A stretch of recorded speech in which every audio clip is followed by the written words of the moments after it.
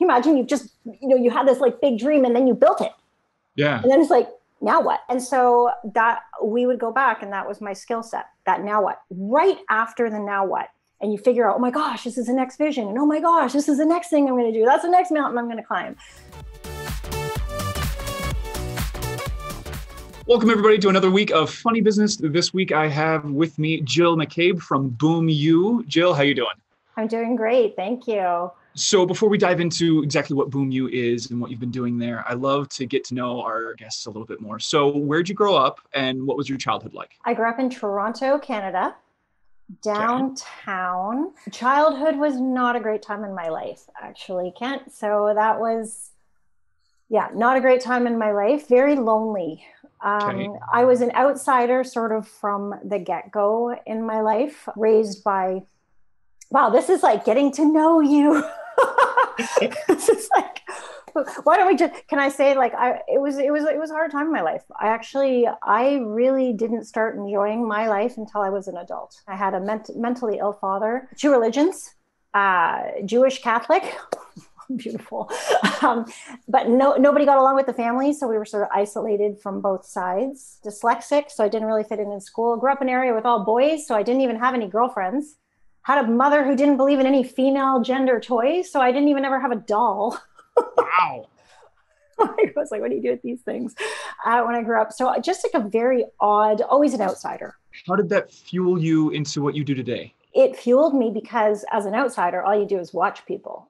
You're like, gee, I wish I could be your friend, which is essentially how life went for me. And I think so as an outsider, first of all, I think probably in 2 ways. One, I had a mother who was very smart. So I'm the least successful as a child, I was the least successful of 4 kids. I had a older brother who was so brilliant. He submitted his master's degree and was from Canada and instantly got invited to be a US citizen.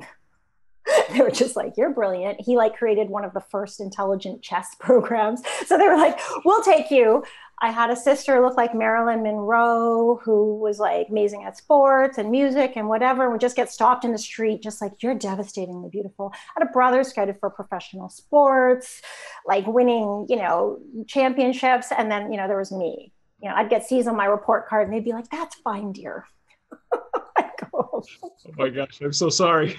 It was hard. It was really hard. So the way that fueled me was that my mom was really clever. She said to me when I was young, she said, look, some people are good at school, some people are good at life. You're going to be good at life. So I was like, cool. I just like let the years tick by and went, pretty soon life is going to happen. I'm going to be good at that. So that was really fortunate. I think another thing is I really watched people because I was often alone. And so I'd watch people and really, I'd want to be friends with them. So I would watch people with compassion. And then I think the other thing is I just had so many bad things happen to me that when people come to work with me, there's always stuff to sort of get over. And I'm like, oh, I've probably gotten over it. Maybe I can help you with that. Yeah. So that plus a whole lot of stuff has helped me be very sensitive to what other, things that have happened to other people. Okay, now let's dive into Boom U and exactly what it is. So you're saying you're wanting to help other people. How does Boom U do that? Just rewinding from Boom U a little bit, because the motivation behind Boom U might explain it. So I was working in change leadership for a while. I was a consultant. I did change leadership. I'd go into organizations that were minimum sort of like 10 million. They'd already been successful, like 10 to 40 million. And even 60 million, I think. And they'd already been successful. And it was sort of time, like they've already climbed that first mountain, so to speak. And they were like, what's next? So I got really good at solving that what's next problem in organizations. And while I did that, how I did that was we would go in, work with the leaders, create vision and strategy. So that was my expertise, creating vision and strategy for organizations, starting with the leaders, like what's in their heart next? Like, you imagine you just, you had this like big dream and then you built it. Yeah. And then it's like, now what? And so that we would go back and that was my skill set, that now what, right after the now what. And you figure out, oh my gosh, this is the next vision. And oh my gosh, this is the next thing I'm going to do. That's the next mountain I'm going to climb. At that point, usually an organization needs this retooling of skills because now you've got, the leadership speak is now you've got, let's say, 100 people sort of going west and you're like, we'd like to go north now. And the organization's like, oh, not on our watch, So my skill set was performance skills. I would come in, teach communication, change leadership, how to achieve projects, how to change, all of that. And I realized at one point that why aren't we using these powerful skills? Like if you can get 100 to 300 people to change their behavior, why aren't we using these powerful techniques from organizations on ourselves? And I later learned the reason that we're not is because there's no money in it. Like, just to be really blunt, if you go sell this to an organization, they'll pay you big bucks to learn this stuff. Right. You try to sell this to individuals, they're like, I'm not important enough. Like I don't pay for that kind of thing. There just isn't money in it. So Boom You, the motivation was really to create programs for people who were at this phase in their lives and to make that work, right? To really say there's this amazing knowledge and science and art of like, how do you figure out that next thing to really fully express yourself in your life? And I didn't see it coming into everyday people's lives very effectively. And that's why I opened Boom You. So kind of going along those lines, it feels like you were very good at being able to identify where people can always improve. And in life, there's always somebody else that's doing what we're doing just a little bit better. And I feel like there's always a ton that we can learn from those other people. Yeah. And we all know the phrase that good artists create on their own or they borrow, but great artists steal. Yes. So my question is what did you steal for your business and how did you put your own spin on it? I stole everything. Okay. What's the next question? No. Okay. So moving on. No, so I actually did. So I was saying, obviously, funny business. So I need to know the answer to that. I actually made some mistakes in what I stole along the way, and I made some good decisions. So we, of course, are standing on the shoulders of giants. So I think that what really makes, everybody and anybody successful is the ability to steal and integrate.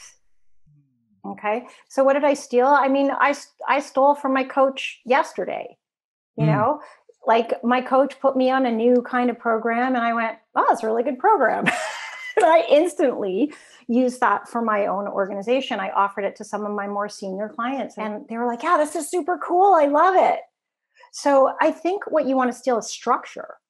For the longest time I was in business and I was just doing like programs. And then I'd go, bye. Like at the end of the program, I'd be like, super great working with you. Have an awesome life. Bye. Right. And I would never offer them a mastermind afterwards, or I would never offer them a membership afterwards. And then I took like one of the most expensive programs of my life. Like to this day, I'm like, I can't believe I spent that money on such an amazing coach. And when I did, they offered me a mastermind afterwards. And most of the masterminds or the things afterwards were like $49 and like, whatever. And I signed up with a coach that asked for a jaw-dropping amount of money a month. I was like, okay, I cannot believe I'm doing this. Right. And yet I turned around and I offered not that much money, but I offered a high value product to my community and they loved it. They absolutely were like, oh my God, this is amazing. This is so good. And they took me up on like 80% of people who worked with me in a program would continue working with me. They'd be like, oh, the value is totally there. And I never saw that. So that's why I like to say I still structure. I see something working for someone else. You put your own personality in it. You put your whole lifetime of experience in it. And even when I teach others and they're like, wow, this is brilliant. This is amazing. And I'm like, eventually this will be the floor you stand on. Right? Don't ever let this be what you're aspiring to. Absolutely. You've piqued my interest in saying that they've gotten so much value out of it. If you don't mind sharing just a little bit more about what that offer is. My kind of entry point into Boom You is usually helping people find their thing. Okay. Finding people's thing is my thing. Okay. So that's like, and really what you're sort of calling on the earth is. It took me 8 years to figure out how to do that. And I actually found kind of a scientific method of doing that. I think I talked to Keith about that in the Poop to Gold podcast. It took a really long time for me to figure that out. I really wanted that for myself and I couldn't figure it out. Like I had been hit by a car and at 40 lost everything. And at that point I was like, life has to mean more than this. But what? And it was like, I couldn't answer the question. And so I was taking jobs and doing whatever, but somehow feeling like I was in the wrong life. And I was like, okay, so how do I find the right life? Actually, it took me 8 years to figure that out. And then when I did, it was amazing how quickly, because I mean, my background was in building businesses. And once I did, it was amazing how quickly I could put that together. So when I work with people, I work with accomplished, talented people. So who I don't help people who are just figuring things out for the first time. Sure. That's not I'm not the right person. I'm the person who's like, oh my God, I have this lifetime of skills. I've done so much, but I'm feeling a little empty. What do I do with all this? That is actually a journey that starts by going inside. Sure. That is not something I've ever figured out how to find going traveling, which is good during COVID. You can do all this, but it actually comes with some guided reflection. This is what I used to do with CEOs, and you really discover who you are. And then you can take that and externalize it. And really, once you figure out who you are on the planet, the flip side of that, it's almost like the flip side of a coin. The flip side of that is your vision. So once you figure out who you are, your vision becomes, well, in 10 years, I want this for other people. So a lot of things that people get wrong about their purpose is when people come to work with me, they usually say, my purpose is empowering others. Okay. So it's something like that. And it's like, they usually don't sound like that. And so what I kind of know that it's not quite right, because there's usually this beautiful spark or magic to it, but there's always going to be some element of your purpose that's really distinctive, but your purpose is always the thing you had to figure out for yourself. So it's literally the hardest thing you ever had to do. And then you help others with it. So it's usually, it's like and people talk about, it's dampened usually in almost everybody's childhood. And so we've all learned to suppress that part of ourselves because it's the thing that made us different and stick out, which was terrible during childhood. It's like, don't you dare. You ever seen Arrested Development? Oh, I love that show. Yeah. So it's like, that school where, children are to be not heard. Yes. But not heard. So it's kind of like, believe it or not, that's happening on a pretty large scale. It might not be as as humorous as that, but that's really taken from kind of like, don't stand out, don't outshine people, don't. Yeah. And oftentimes that causes someone's gold to get kind of buried. So I'm good at pulling that out. And then once we pull that out, I'm good at business design. So we design a business that actually brings that through the business. That makes it very inspiring. Awesome. And that seems like that could be really labor intensive for you. Is. So how do you achieve efficiency with all of that? How do you stay on the cutting edge of what you do? So how I achieve efficiency is I record everything that I need to say twice. And then I only meet people when it's like, those are the value that I add. I also use a cohort-based model, a small group cohort-based model, where we do mastermind type learning.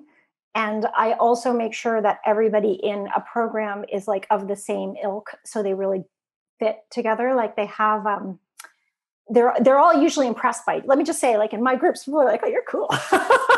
You're cool. No, you're cool. So there's a little bit of a love fest that goes on between them. So I'm not the only brilliant person in the room, right? So there's a room full of really capable people. And then, oh yeah, by the way, my skill set is the design of the business. So a lot of it can be taught in video, but that's the big difference with Boom U. Everything is a blended program and everybody gets personal attention, because without it, I don't see the results happening.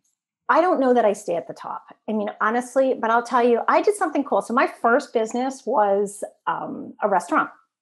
Okay. I opened a restaurant when I was 30 and we became internationally famous.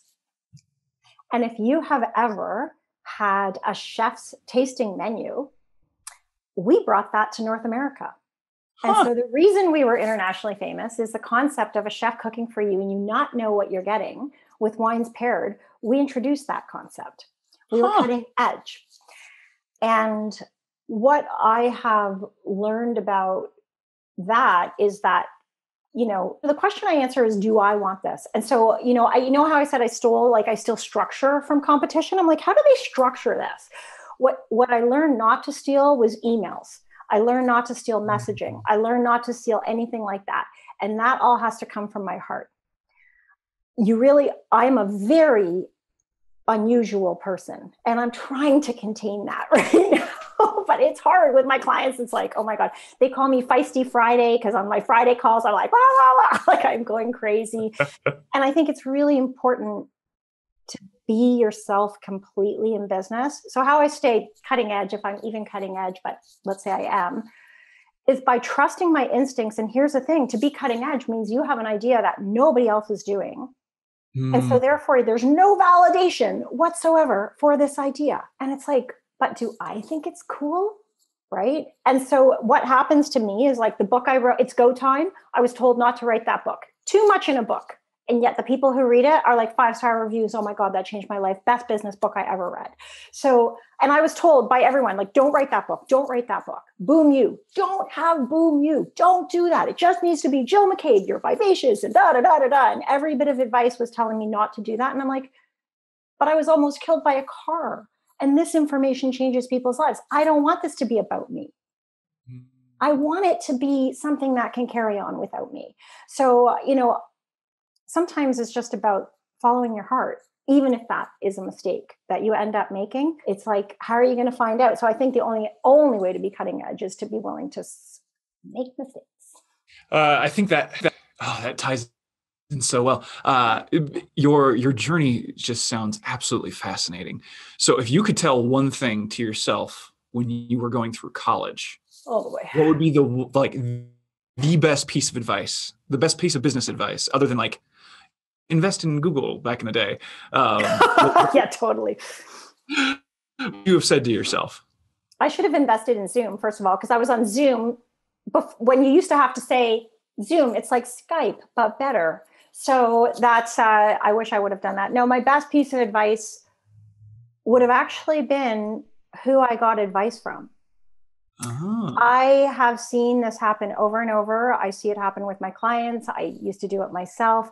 But asking advice of people who have not achieved what you want to achieve, or who believe in yourself more than you believe in you. So if they believe in you more than you believe in you, you can ask them, but then they should really direct you. But I can't tell you how many people, like, I have a client who's a chef, and he has this like high touch, like coaching program where he treats it like he works with a lot of guys who really like the technique and they're like, raise the elbow and do this. Like he treats it like a sports thing. And it's so fun. And people are giving him advice, like, check out Masterclass. I'm like, totally different clientele. Like, you don't know what you're talking about. And so the problem is we go to these armchair experts for advice. Like, even in my business, if I want to hire an advertiser, I need to hire someone who has sold, really high touch, curated, careful education programs for businesses. I can't go to someone who's like, oh, my background is in selling, pens from China. It's like, it's a different skill set. It's a different skill set. So I think we ask the wrong people for advice. And I think we need to be very, very careful who we're asking for advice. Have they achieved what you want to achieve? So what is the biggest challenge in business that you've overcome to date? Oh, well, I mean, obviously me, right? So because I'm so smart, I try to DIY everything. Yeah. I learned, I got schooled. I don't do that anymore. I pay good people for great skills. I think it's so fun. I think the biggest challenge was when I used to go in and help organizations change. I spent their money like, nope, this is what you have to do, and blah, blah, blah, blah, blah. And then it worked and they got returns. But when it came to me, I was like penny pinching and figuring out how to do everything on my own. And it was so ridiculous. And when I started investing in good people, I made some mistakes. And so I learned or tried to hire people. I hired the wrong people. So the lesson was, don't hire people anymore. Look for the right people. So when I finally learned that and stopped DIYing, hire people who are good at what they do and pay them their value. And so I now hire people, and I hope someone I'm hiring is not watching this, but we'll see. I will say, how much will make you feel valued? And they say this much. And I'm like, great, that's what you earn. And if the work's not there, then fine, we don't work together. But I want everyone to feel valued. So I think I'm the only person I know who hires people that way. And that's maybe not, I have a master's in leadership, so I'm all like, kumbaya about that kind of stuff. But I actually think the work has to be there. And my team knows, I demand work, but I also am not going to penny pinch for that. And when you start treating people and giving them their value, it's amazing what happens. I have a contractor doing some stuff for me right now. Didn't haggle with him at all. He even suggested I should. And I said, no, what I care about is being on time and this and this and this. I want you to make what you asked. I was like, oh, okay. That is not a very common approach to hiring. No, but I have a master's in leadership, and I also have, I'm also demanding. I'm also going to say, like, I want the work. I'm not going to pay for substandard work, but yeah. And if I can't afford it, I'll say so. But I think it's really important. I know what's going to make someone feel valued. So that's what you overcome over the lifetime. What's the biggest thing that you're being challenged with now? I think the biggest thing that I'm being challenged with now is preparing for scaling. So we have really good programs. We have amazing feedback on them. We're having great experiences. I'm growing the team. We're growing programs, and the ideas are fast and furious, and then they take so long to put into the wash. So I think one of the biggest challenges is, just probably all entrepreneurs have this, is we're creative people by nature. We want to create things by nature, but then the world has to catch up to our brains. So I think that that's one of my big challenges, but more tangibly, it would be just preparing to scale, making on a couple of levels. One, it's about making sure your ad, process works. But two, it's also making sure that you can maintain the standards of your organization as you grow. So right now, that's why we're training people and getting things organized and systems and operating procedures and workflows so that we can handle a growing capacity. That's what I'm facing right now. You've already talked about who your ideal client is, somebody who's already really good at what they do. They just want to take it to the next level. For those kinds of people, what should be their first steps in getting in contact with you? And where can they learn more about what you do? Yeah, if you're good at what you do and want to take it to the next level, or you're good at what you do, but you're not loving what you're doing anymore, you're like, I really need to figure out that next thing.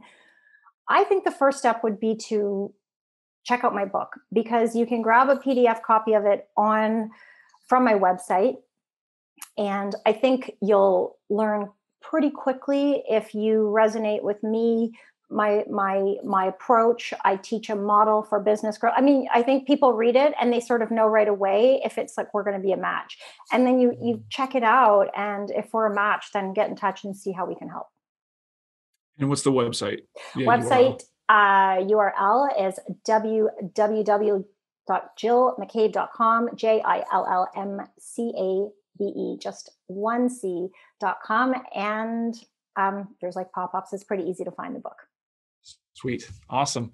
Well, Jill, thank you so much for your time today. And for all of you at home, please like and share this with your friends, and subscribe as well. Hopefully you've gotten just another little nugget for your business that you can apply. But yeah, we'll see you next week.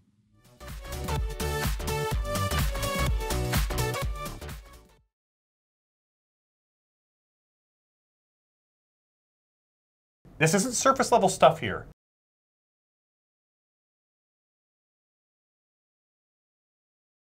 You'll find courses on ad buying, creating the kind of large production ads we're known for. If you're looking to use video marketing to take your business to the next level, our students have seen incredible growth in their businesses by implementing what they learned in our courses.